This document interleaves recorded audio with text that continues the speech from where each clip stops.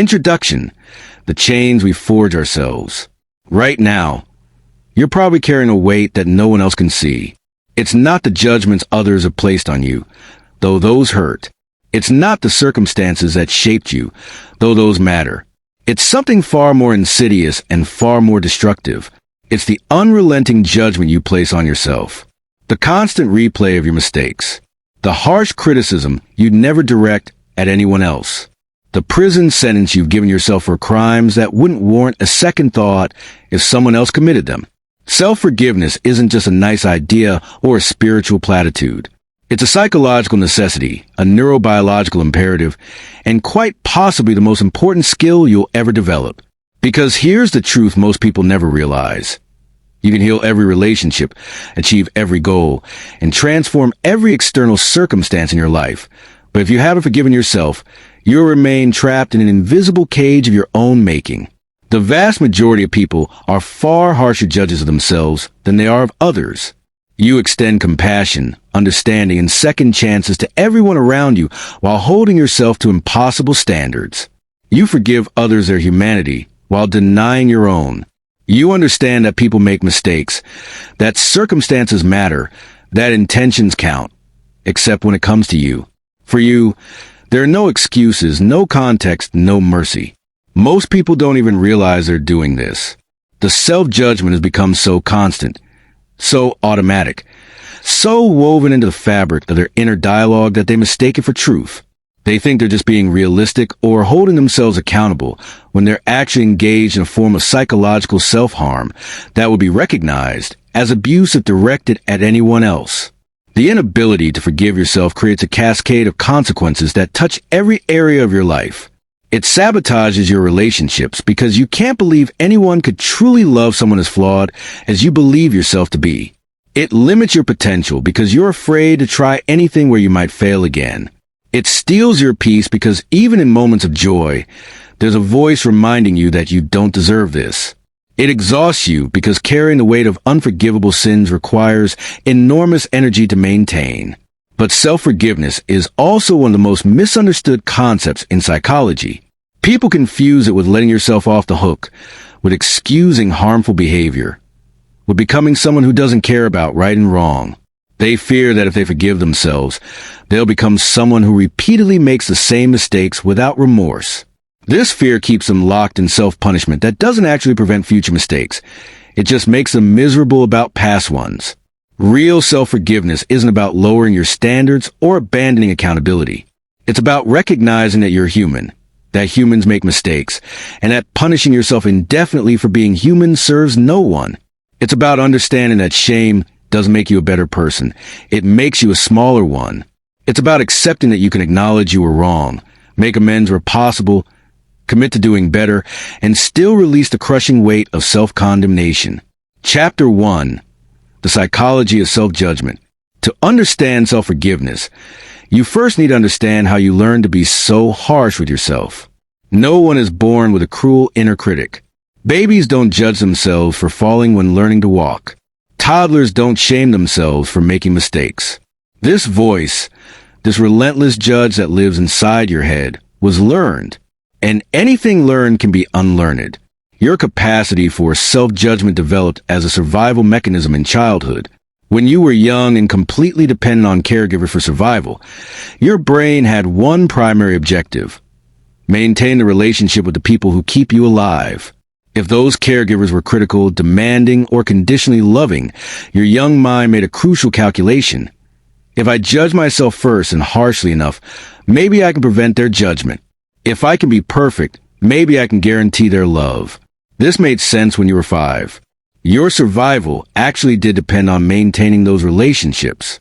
But your adult brain continues running this outdated program long after it stopped serving you.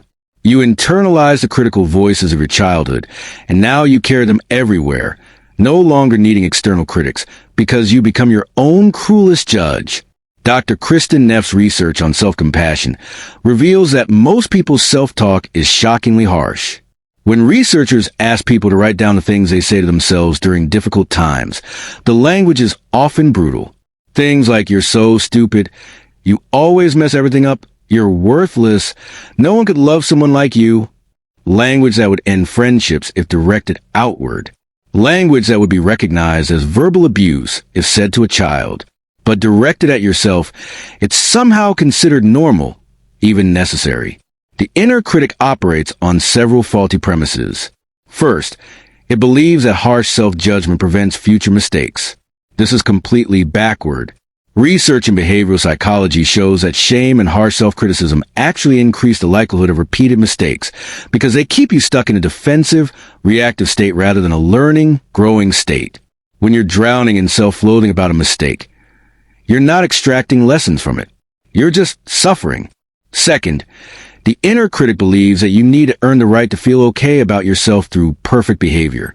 This creates an impossible standard because perfection is not a human possibility. Every person who has ever lived has made mistakes, hurt people they love, fallen short of their own values at times. Demanding perfection from yourself is demanding something that has never existed and will never exist. It's not high standards. It's a recipe for perpetual self-punishment. Third, the inner critic operates from a fundamental misunderstanding about how change happens. It thinks punishment motivates improvement when the opposite is true. Research in motivation science consistently shows that people change most effectively from a foundation of self-compassion, not self-criticism.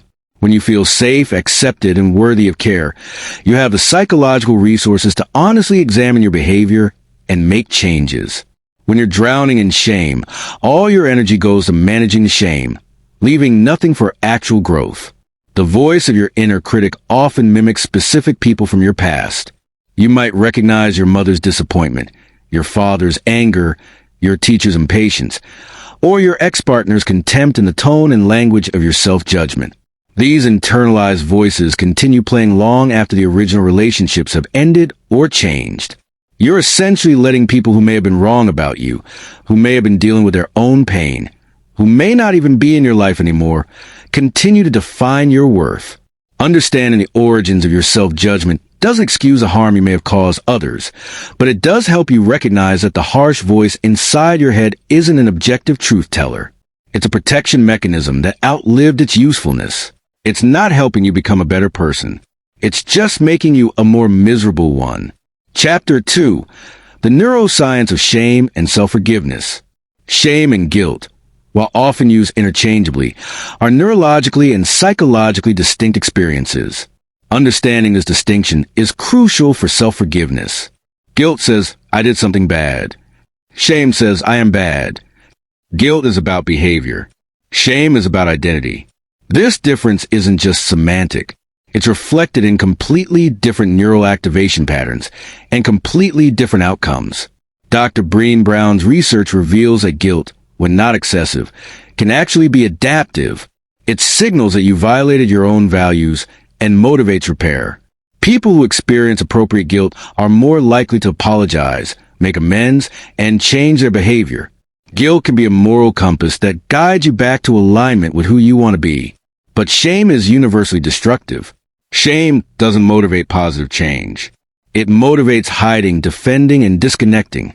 When you feel shame, your brain activates the same regions associated with physical pain and social rejection. Your nervous system goes into threat response. You want to disappear, to make yourself smaller, to hide the terrible truth of your badness from the world. From this state, growth is nearly impossible. You're in survival mode, not learning mode. The prefrontal cortex, responsible for perspective taking and rational analysis, goes offline during intense shame. Blood flow redirects to more primitive brain regions focused on threat response.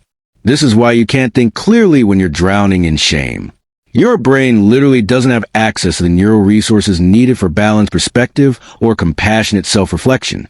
Understanding shame's neurobiology helps explain why people often respond to shame with either aggression or withdrawal. The same response is triggered by physical threats. When you feel shame, you might attack the person who triggered it, deflect blame onto others, or completely withdraw from social connection. None of these responses address the underlying issue or promote genuine change. They're just ways of managing the unbearable pain of feeling fundamentally flawed. Self-forgiveness activates completely different neural networks. When you extend compassion to yourself, you activate the caregiving and attachment systems, the same neural networks that activate when you comfort a distressed child or connect with a loved one. These systems release oxytocin, reduce cortisol, and activate the parasympathetic nervous system, moving you from threat response to a state where healing and growth become possible. Dr. Richard Davidson's research using fMRI scans shows that self-compassion practices literally change your brain structure over time. People who regularly practice self-compassion show increased activation in brain regions associated with empathy, perspective-taking, and emotional regulation. They show decreased activation in regions associated with self-referential rumination and harsh self-judgment. These aren't temporary state changes. They're permanent structural modifications that make self-compassion easier and more automatic over time. The anterior cingulate cortex, involved in error detection and emotional regulation, plays a crucial role in self-forgiveness. This region helps you notice when you've made a mistake without triggering overwhelming shame. When this region functions well, you can acknowledge errors clearly while maintaining emotional balance. But chronic self-criticism dysregulates this system, making every mistake feel like a catastrophe and keeping you in a constant state of hypervigilance for your own failings. Mirror neurons, which fire both when you perform an action and when you observe someone else performing it, are also involved in self-compassion. These neurons help explain why how you treat yourself affects how you treat others and vice versa. When you extend compassion to yourself, you're strengthening neural networks that make it easier to extend compassion to others. When you're harsh with yourself, you're reinforcing patterns that make you harsh with others. The relationship between self-compassion and other compassion isn't zero-sum. It's synergistic.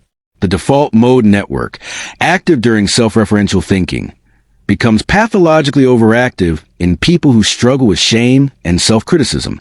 Instead of balanced self-reflection, their default mode network generates relentless self-criticism, comparison to others, and rumination about past mistakes. Mindfulness practices that decrease default mode network activity can interrupt these patterns, creating space for more balanced self-perception. Neuroplasticity means your brain remains capable of change throughout your life. The neural pathways of harsh self-judgment were strengthened through repeated use, but they can be weakened through disuse, while new pathways of self-compassion are simultaneously strengthened. Every time you respond to a mistake with understanding rather than condemnation, you're physically rewiring your brain. Every time you speak to yourself with kindness rather than cruelty, you're building new neural architecture. This isn't metaphorical. It's literal, measurable brain change. Chapter 3. The myths that keep you trapped. Several powerful myths about self-forgiveness keep people trapped in cycles of shame and self-punishment. These myths seem true, they're culturally reinforced, and they're psychologically compelling. But they're also completely false, and believing them prevents the very growth and change they claim to promote. Myth 1. If I forgive myself, I'll become someone who doesn't care about right and wrong. This is perhaps the most common fear that prevents self-forgiveness. People worry that without constant self-punishment, they'll lose their moral compass and become someone who repeatedly harms others without remorse. But research shows the opposite is true. People who practice self-compassion actually have higher ethical standards and are more likely to take responsibility for their mistakes than people trapped in shame.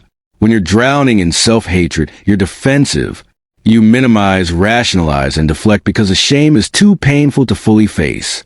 But when you can acknowledge mistakes from a foundation of self-compassion, you can look at your behavior honestly, take genuine responsibility, and make meaningful changes. Self-forgiveness doesn't eliminate your conscience. It allows your conscience to function effectively rather than being drowned out by shame. Myth 2. I need to suffer enough to pay for what I've done. This myth treats suffering as currency that can somehow balance the cosmic scales. But suffering doesn't work that way. Your misery doesn't undo harm you cause others. It doesn't make anyone's life better. It doesn't prevent future harm. It just makes you miserable. If you hurt someone, what they need is genuine acknowledgement of the harm, sincere apology, and change behavior going forward. They don't need you to suffer indefinitely. In fact, your ongoing suffering might actually harm them further by preventing you from showing up as a healthier, more aware person they deserve to interact with. Making amends requires energy, clarity, and emotional resources. Shame depletes all of these, making it harder to actually repair the damage you've caused. Myth 3. Some things are unforgivable. While it's true that some actions cause severe harm and have serious consequences, the question isn't whether the action is forgivable in some objective sense. The question is whether holding on to crushing self-condemnation serves any useful purpose. You can acknowledge that something you did was seriously wrong, accept consequences, commit to never doing it again, and still release the internal torture of perpetual self-punishment. Holding the label unforgivable keeps you identified with your worst moment rather than allowing you to grow beyond it. It defines you by your mistakes rather than by your capacity for change. This serves no one, least of all the people you harmed. They need you to become someone who won't harm them or others again, which requires growth. And growth is nearly impossible from a foundation of shame. Myth 4. Self-forgiveness is selfish. Actually, refuse and forgive yourself is often more selfish than the alternative. When you're consumed by self-loathing, you're not fully present for people in your life. You're absorbed in your own shame, constantly managing your internal suffering, unavailable for genuine connection. Self-forgiveness frees up the enormous energy currently dedicated to self-punishment and makes it available for actually contributing to others' well-being. People who practice self-compassion are actually more likely to engage in prosocial behavior, to consider others' needs, and to make sacrifices for the greater good. The supposed selfishness of self-forgiveness is a myth that keeps you trapped in self-absorption disguised as nobility. Myth 5. I don't deserve forgiveness until I've changed completely. This myth creates an impossible catch. 22. You can't fully change while drowning in shame, but you can't forgive yourself until you've changed. The truth is that self-forgiveness and change are reciprocal, not sequential. Self-compassion provides a psychological safety necessary for honest self-examination and genuine change. You don't need to be perfect before you're worthy of kindness from yourself. You're worthy right now in your flawed, struggling human state. Chapter 4. The Anatomy of Genuine Self-Forgiveness. Real self-forgiveness follows a specific process. It's not about minimizing what you did, explaining away, or pretending it didn't matter. It's about moving through acknowledgement, responsibility, amends, commitment, and release in a way that honors both the harm caused and your capacity for growth. The first stage is radical honesty about what actually happened. Not your justified, contextualized, defensive version. The actual truth. What did you do? Who did it impact? What harm resulted? This stage requires facing facts you might prefer to avoid, acknowledging aspects of your behavior that shame or ego want to hide. But you can't forgive what you won't acknowledge. The truth, however painful, is a foundation for genuine change. This honesty must include examining your intentions, your awareness at the time, and the circumstances that influence your choices. Not to excuse your behavior, but to understand it fully. Did you intend harm, or was it unintended consequence? Did you know better at the time, or have you only gained that awareness through experience? Were there circumstances that, while not excusing your actions, help explain them? Understanding doesn't mean excusing, but it does mean seeing yourself as fully human rather than simply evil. The second stage is taking complete responsibility without defensiveness. This means saying, I did this without adding but, or because. It means acknowledging impact even when intention was different. It means accepting that even if others also bear responsibility, you're addressing your part. This is perhaps the hardest stage because the ego desperately wants to protect itself through minimization, justification, or deflection. But responsibility isn't self-flagellation. It's simply accurate acknowledgement of your role. The third stage is making amends where possible.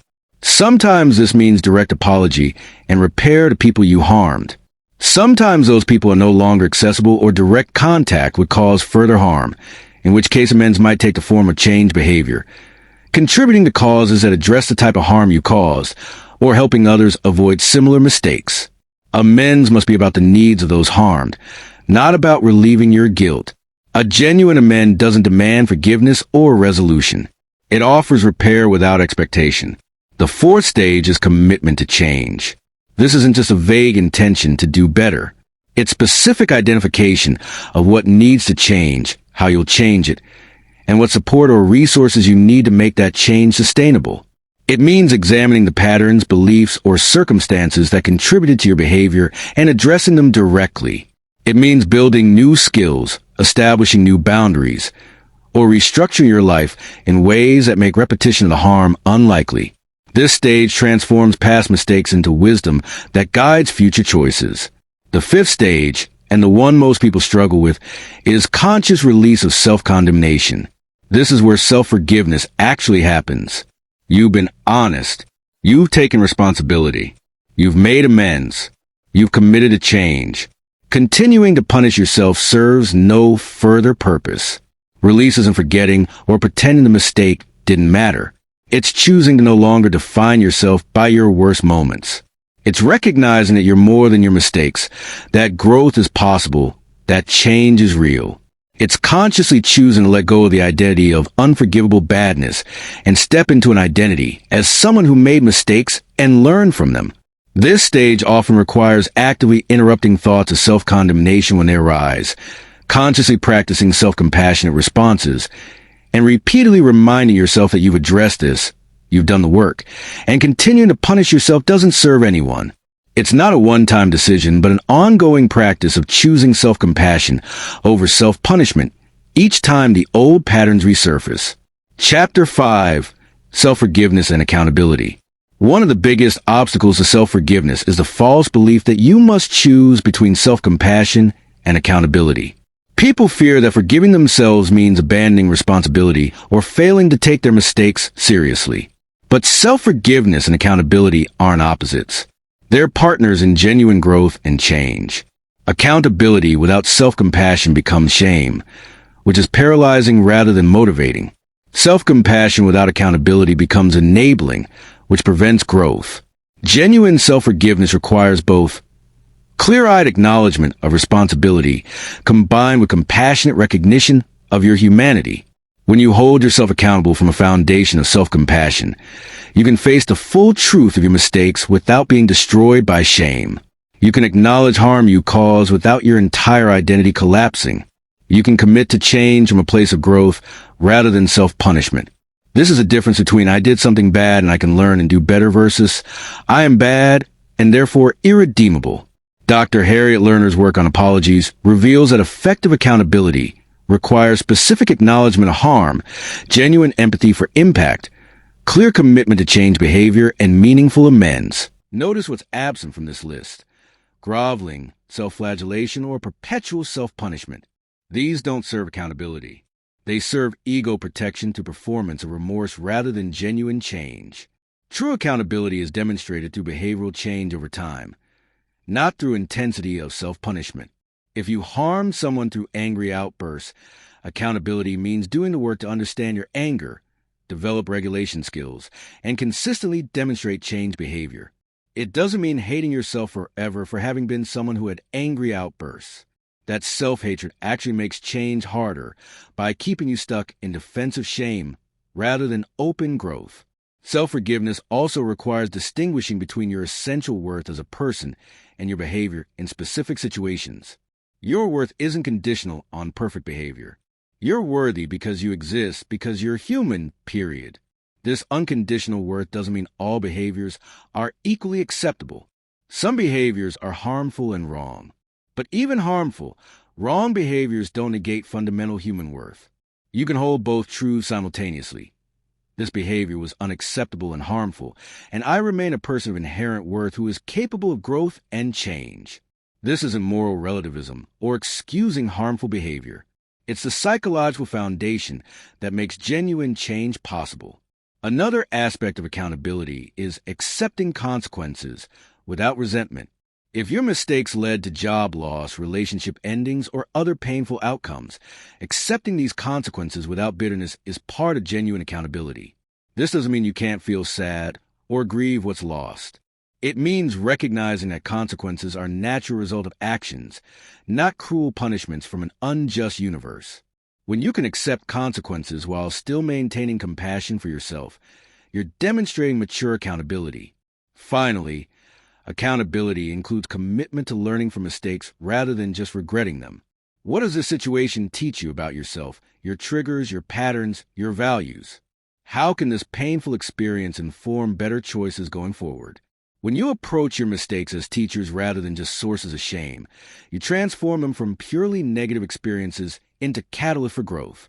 This doesn't make the mistakes okay or erase the harm they caused. It simply extracts maximum benefit from painful experiences rather than letting them be pure waste. Chapter 6. The Practice of Self-Compassion. Self-compassion is the foundation of self-forgiveness, but for many people, it feels completely foreign. If you spent decades being your own harshest critic, learning to treat yourself with kindness requires deliberate practice and patience. It's not just a nice idea. It's a learnable skill that gets easier with repetition. Dr. Kristen Neff identifies 3 core components of self-compassion: self-kindness versus self-judgment, common humanity versus isolation, and mindfulness versus over-identification. Understanding these components helps you develop a more comprehensive practice. Self-kindness means treating yourself with the same warmth, care, and understanding you'd offer a good friend going through difficulty. When you make a mistake, instead of launching into harsh criticism, you respond with supportive encouragement. This doesn't mean lowering standards or excusing harmful behavior. It means recognizing that mistakes are part of learning, and that beating yourself up doesn't prevent future mistakes. It just makes you miserable about past ones. A simple practice: when you notice harsh self-talk, pause and ask, would I say this to a friend in this situation? If the answer is no, adjust your self-talk to reflect what you'd actually say to someone you care about.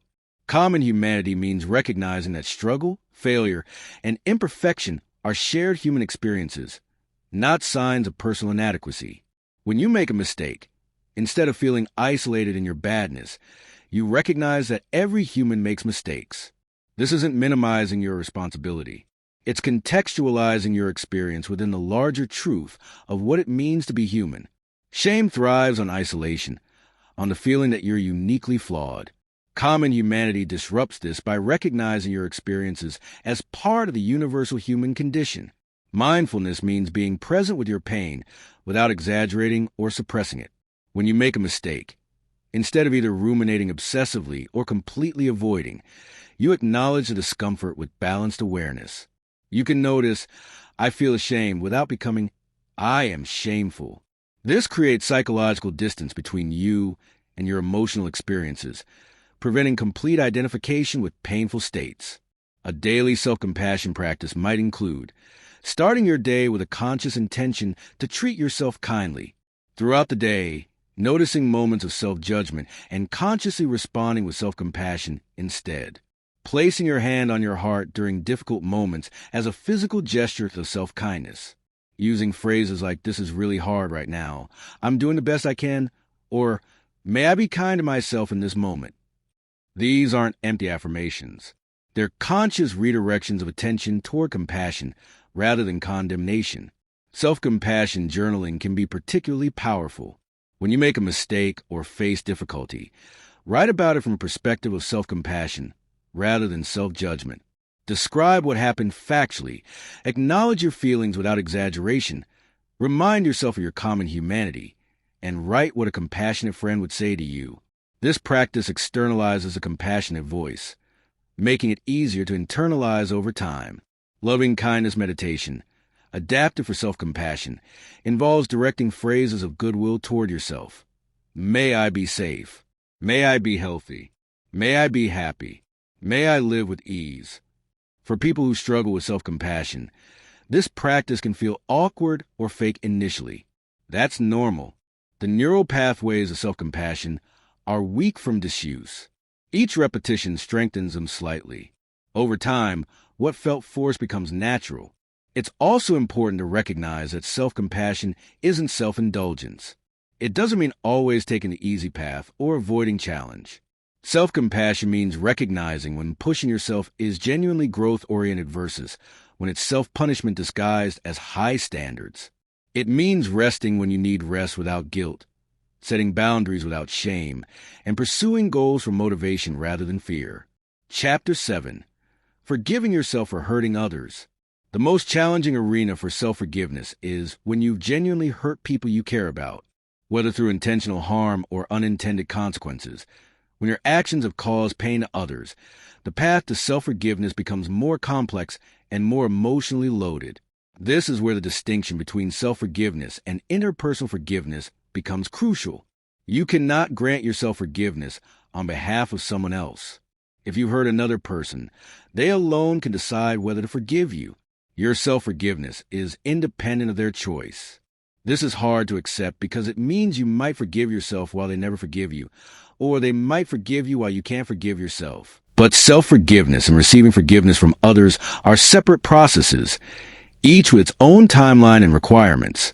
When you've hurt someone, the first step is honest acknowledgement without defensiveness. You need to face the full truth of what you did and its impact, not your sanitized, contextualized version, the actual truth from their perspective. This is painful because it requires seeing yourself as someone who caused harm, which conflicts with how you want to see yourself. But this honest seeing is essential. You can't address what you won't acknowledge. The second step is taking responsibility clearly and completely.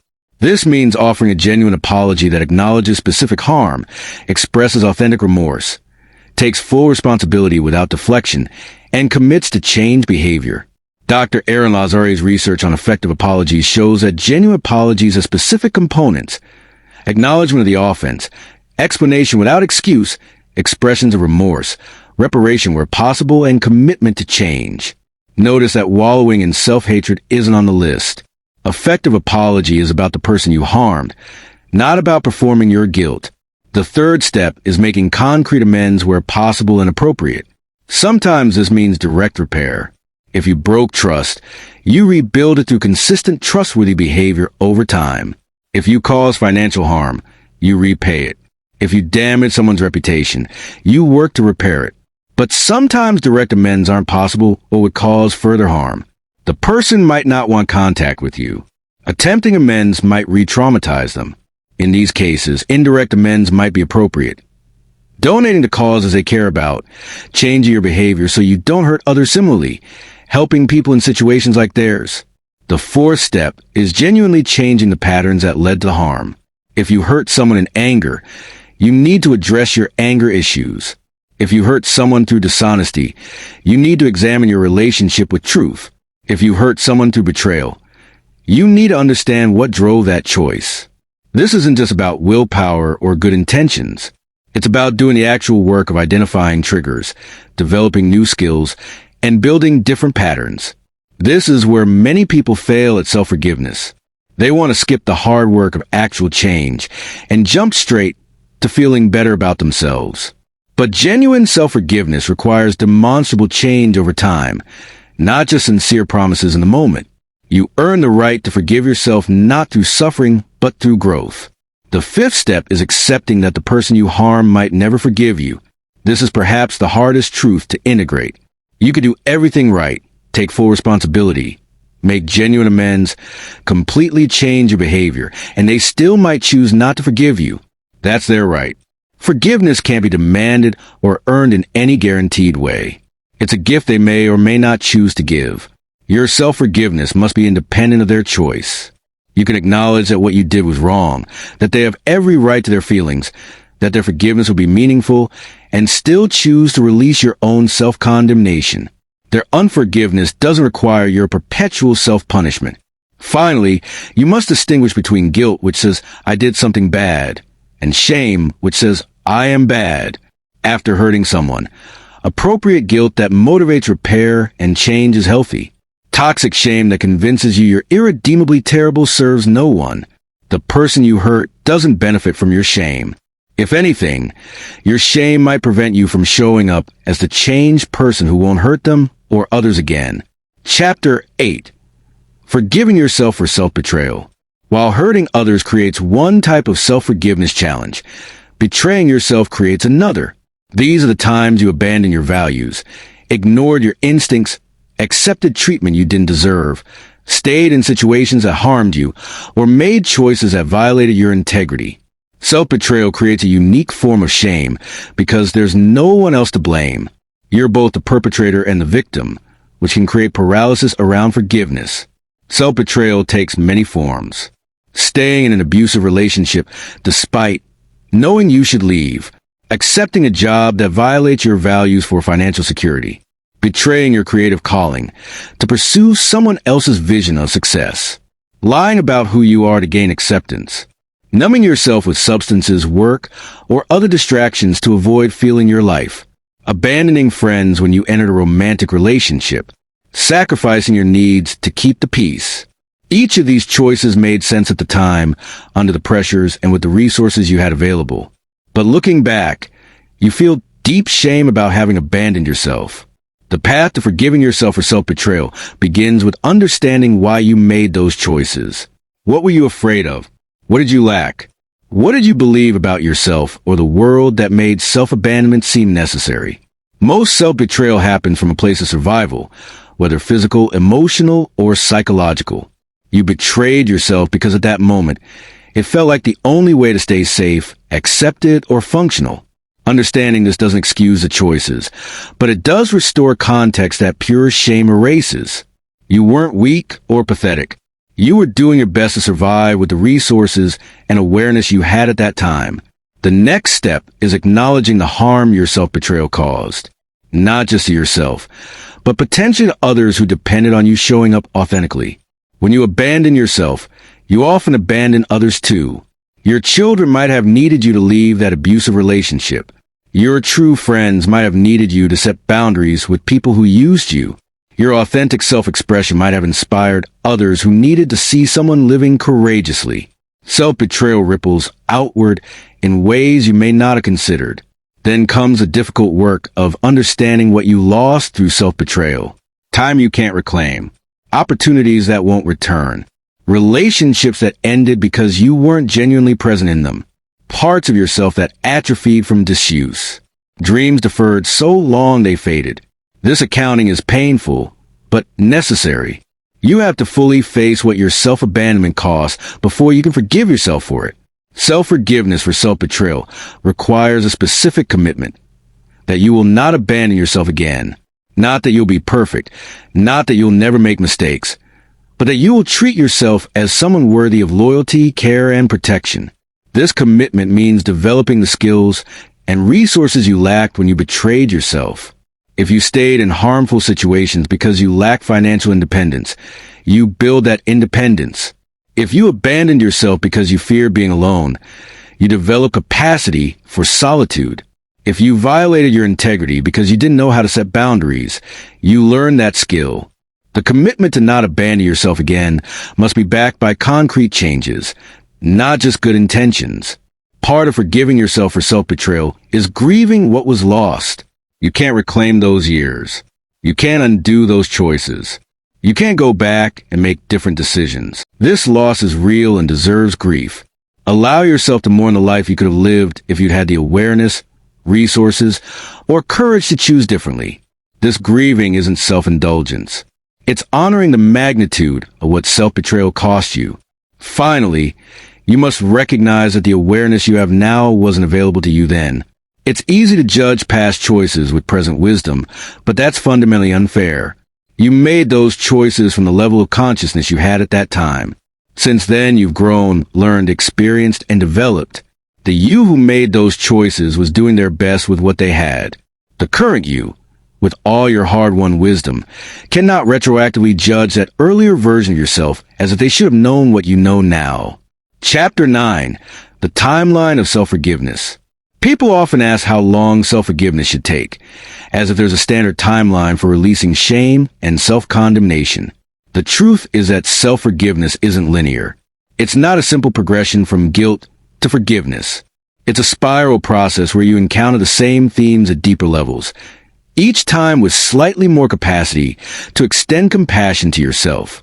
In the immediate aftermath of recognizing a mistake or harm you've caused, there's often an initial period of intense guilt, shame, or regret.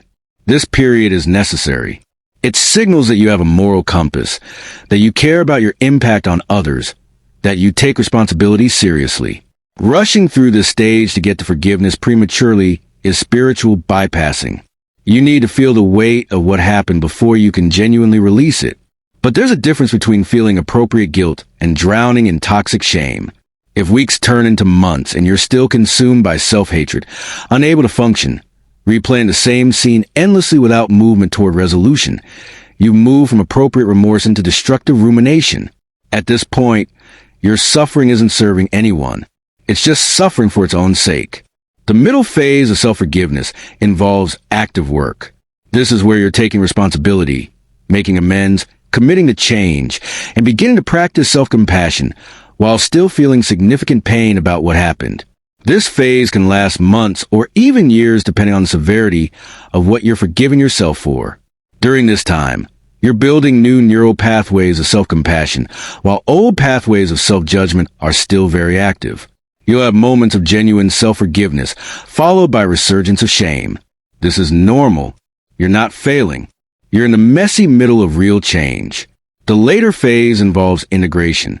The mistake or harm you cause becomes part of your story, but it's no longer the central defining feature of your identity. You can remember what happened without being emotionally re-traumatized. You can acknowledge responsibility without drowning in shame. You can talk about it if needed without defensiveness or excessive guilt. The emotional charge has diminished significantly.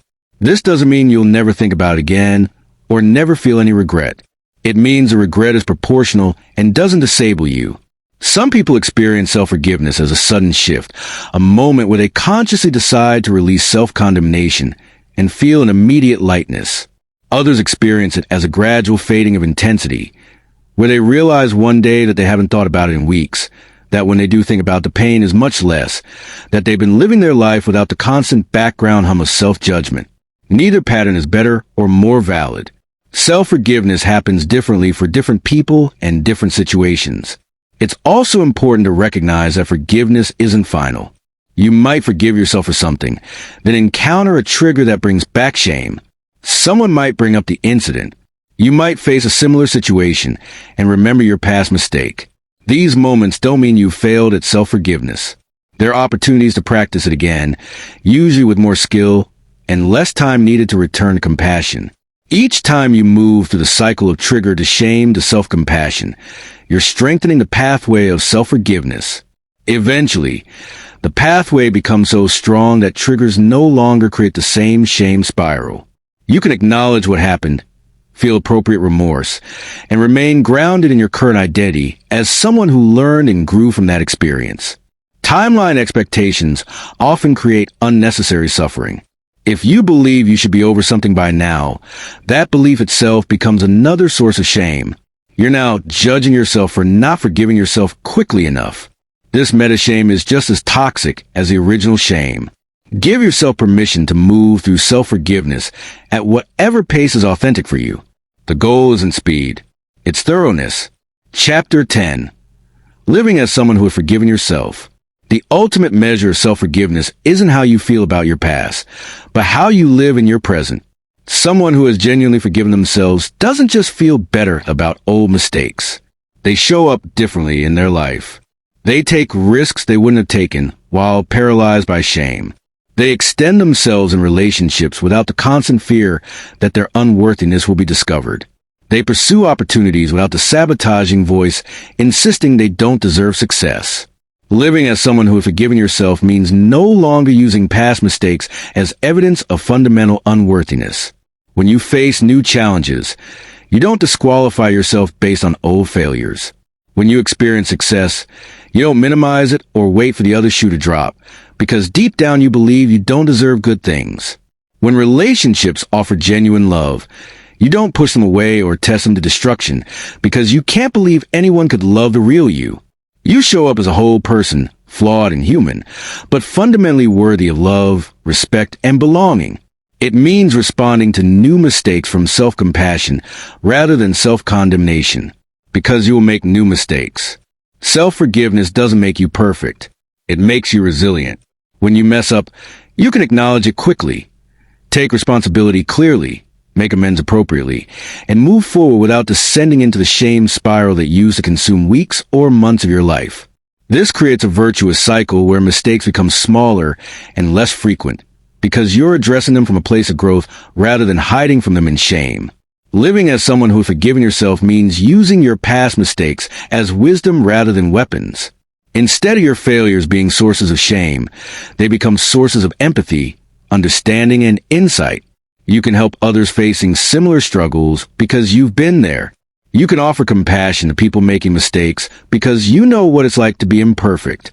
Your wounds become the foundation for your ability to connect authentically with other wounded humans. It means making choices based on who you're becoming rather than who you've been. Your past no longer dictates your future. You're not forever sentenced to limited options because of old mistakes. You can pursue education, relationships, opportunities, and experiences without the internal voice insisting that someone with your history doesn't deserve such things. You make choices from possibility rather than punishment. Living as someone who has forgiven yourself also means extending the same compassion to others that you've learned to give yourself. This isn't about excusing harmful behavior or having no boundaries. It's about recognizing the shared humanity in everyone's struggles, failures, and mistakes. You can hold people accountable while still seeing them as fundamentally worthy. You can set boundaries with harmful people while recognizing their behavior comes from their own pain rather than their essential badness. The compassion you develop for yourself naturally extends outward. It means contributing to a culture of compassion rather than shame. When others make mistakes, you don't pile on with judgment and condemnation. You create space for acknowledgement, growth, and change. When people share their struggles, you respond with understanding rather than criticism.